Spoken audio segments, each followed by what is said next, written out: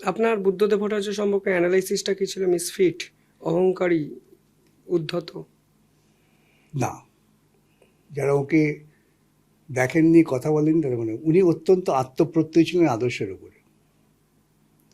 আদর্শ ভিত্তিক কথা বললে আপনার মনে হতে পারে অহংকারী, উদ্ধত। আমাকে অনেকে অহংকারী, উদ্ধত ভাবে হয়তো, আমার এই শোনার পডকাস্ট শোনার পর অনেকে বলবে।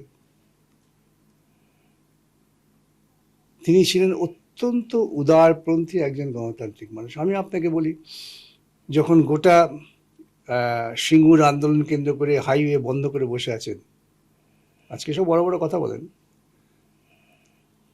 তা সেই সময় যেহেতু মামলা সূত্রে বহু আইপিএস অফিসার আমার মক্কেল ছিলেন, এরকম কয়েকজন তারা এসে আমাকে বললেন যে আপনি সিএমকে বলুন ব্যাপারটা ছেড়ে দিতে আমাদের কাছে, আমরা বুঝে নেব।